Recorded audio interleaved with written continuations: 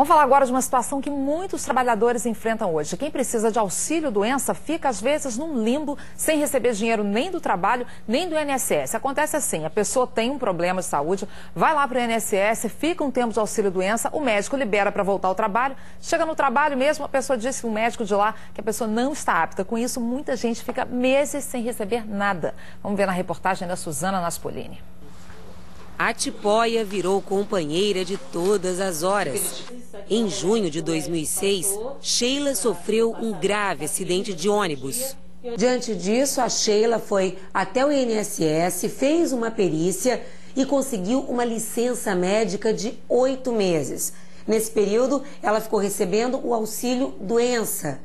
Em março de 2007, quando a licença médica tinha acabado, ela voltou ao INSS para uma nova perícia. A médica então disse para ela que ela poderia voltar ao trabalho.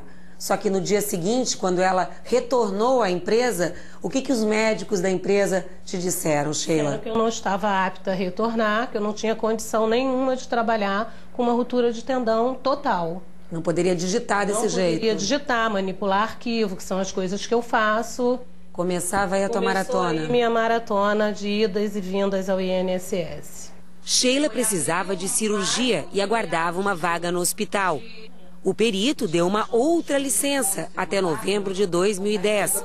O prazo acabou e ela não havia sido operada. Passou então por outra perícia e foi surpreendida com a resposta da médica. Ela me deu alta e eu retornei para a empresa no dia seguinte. E não te deixaram trabalhar? Não me deixaram trabalhar. Sheila ficou 8 meses sem receber o benefício. As contas se acumularam. Em maio, finalmente, ela fez a cirurgia. Entrou com recurso no INSS pedindo a renovação do auxílio-doença. E só começou a receber no mês passado. Na Defensoria Pública da União, só este ano, 2.000 pessoas foram atendidas com problemas de auxílio-doença ou aposentadoria por invalidez. Gente que está brigando para conseguir um benefício garantido por lei. Muitas vezes o INSS indefere indevidamente, o benefício, cessa o benefício, o assistido fica sem receber nada e tem que comparecer, consequentemente tem que procurar ou um advogado ou comparecer à Defensoria Pública da União, para buscar assistência jurídica no caso dele e ver eventualmente o benefício restabelecido. Com uma câmera escondida, fomos ao posto do INSS em Irajá. Aqui, outras histórias, como a de Sid Clay. Ele mostra um laudo médico e exames que comprovariam que ele não tem condições de trabalhar por conta de fortes dores que sente no braço. Há 6 meses, tenta, sem sucesso, conseguir o auxílio-doença. Eu fiquei 2 minutos na sala, foi muito. O que o médico falou para você? Ele falou para mim que não pode fazer nada, problema meu. O Edson é motorista. Ele está recebendo o auxílio-doença, mas reclama da burocracia. Edson tem uma bala alojada na perna. Segundo o laudo médico, não tem como voltar ao trabalho. Há 5 anos, ele tenta se aposentar por invalidez, mas não consegue. Eu tenho lado dos 2 médicos aqui do estadual e do federal, do neuro, que não há condições de operar, de recuperação, não tem como fazer mais nada. Olha, explicações do INSS.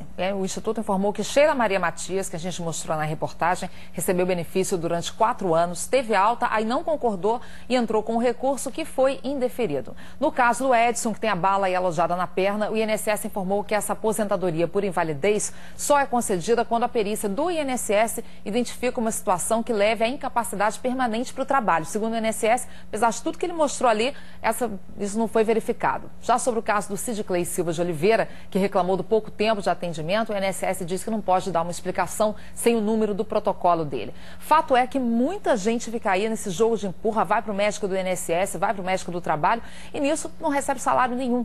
Doutor Luiz Fernando Correia, muita gente está passando por essa situação hoje. Tem o que fazer? Olha, Ana, a gente assistiu à criação de uma figura, entre aspas, na nossa sociedade, que é o encostado do INSS. É a pessoa que fica ali no limbo. Ela não é capaz de exercer a profissão que exercia, como a gente viu, e não consegue voltar ao mercado de trabalho e também não é aposentada.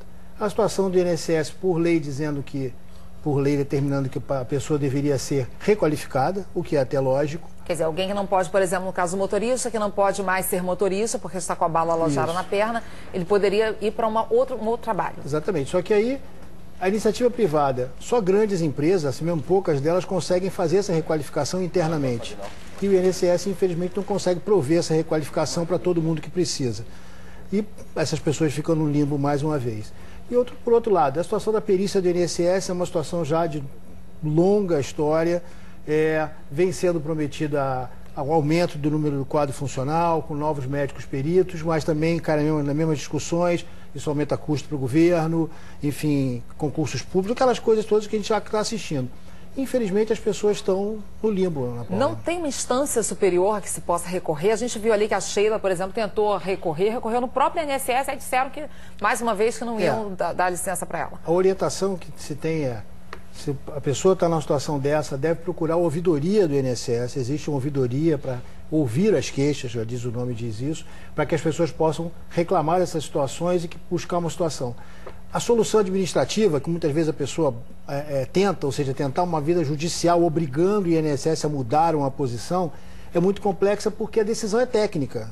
A decisão de uma qualificação é feita por um perito médico do INSS. Então não tem muito como um juiz intervir nesse caso. Então, gente, o mais importante é tentar fazer pressão junto ao INSS para que essa situação seja revista e a sociedade inteira tem que se manifestar nessa altura. Não tem jeito. E quando jeito. Recebe os retroativos, né? O que deixou de ser pago. Ok, obrigada, viu, doutor Luiz Fernando?